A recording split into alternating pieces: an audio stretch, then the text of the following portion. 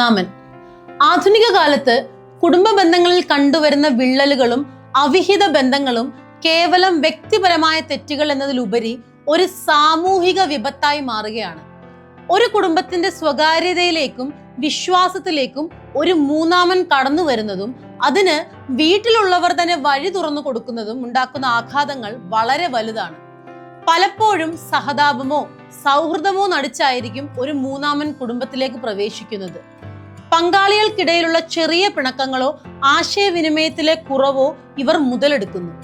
യഥാർത്ഥത്തിൽ സ്നേഹത്തെക്കാൾ ഉപരിയായി സാമ്പത്തികമായ ലാഭമോ ശാരീരികമായ താല്പര്യങ്ങളോ അല്ലെങ്കിൽ ഒരു കുടുംബം തകർക്കുന്നതിലൂടെ ലഭിക്കുന്ന വികലമായ സന്തോഷമോ ആയിരിക്കും ഇവരുടെ ലക്ഷ്യം. ഇത് തിരിച്ചറിയാൻ വൈകുന്നത് വലിയ അപകടങ്ങളിലേക്ക് നയിക്കുന്നു. പുറത്തു നിന്നുള്ള ഒരാളെ കുടുംബത്തിലേക്ക് സ്വാഗതം ചെയ്യുകയും സ്വന്തം പങ്കാളിയേക്കാൾ അവർക്ക് മുൻഗണന നൽകുകയും ചെയ്യുന്നത് സ്വന്തം വീടിന് തീയിടുന്നതിന് തുല്യമാണ്. വർഷങ്ങളായി പങ്കാളി നൽകിയ വിശ്വാസത്തെ നിമിഷങ്ങൾ കൊണ്ട് തകർക്കുന്നു. പുറത്തുനിന്നുള്ള വ്യക്തി നൽകുന്ന താൽക്കാലിക സന്തോഷം ഒരു മരീചിക മാത്രമാണെന്ന് പലരും തിരിച്ചറിയുന്നില്ല. ബന്ധങ്ങളുടെ പരിശുദ്ധി മറന്ന് വഴിവിട്ട സഞ്ചാരത്തിന് തയ്യാറാകുന്നത് വ്യക്തിയുടെ അന്തസ്സിനെ തന്നെ ഇല്ലാതാക്കുന്നു. ഒരു അവിഹിത ബന്ധം പുറത്തറിയുമ്പോൾ ഏറ്റവും കൂടുതൽ ക്രൂശിക്കപ്പെടുന്നത് ആ വീട്ടിലെ കുട്ടികളാണ്.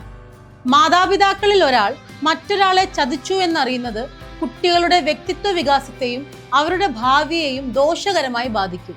അവർക്ക് ലോകത്തോടുള്ള വിശ്വാസം തന്നെ നഷ്ടപ്പെടുന്നു.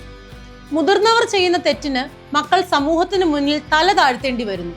ഒരു ചെറിയ തെറ്റായ തീരുമാനം കൊണ്ട് തകരുന്നത് വർഷങ്ങൾ കൊണ്ട് കെട്ടിപ്പടുത്തൊരു സാമ്രാജ്യമാണ്.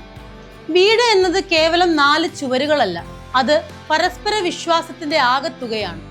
പങ്കാളികൾക്കിടയിൽ എന്തെങ്കിലും പ്രശ്നങ്ങൾ ഉണ്ടെങ്കിൽ അത് മൂന്നാമതൊരാളോട് പറയുന്നതിന് പകരം പരസ്പരം സംസാരിച്ചു തീർക്കുക. സൗഹൃദങ്ങൾക്കും ബന്ധങ്ങൾക്കും കൃത്യമായ അതിരുകൾ ഉണ്ടാവണം. കുടുംബത്തിന്റെ സ്വകാര്യതയിലേക്ക് ആരെയും അനാവശ്യമായി പ്രവേശിപ്പിക്കാതിരിക്കുക.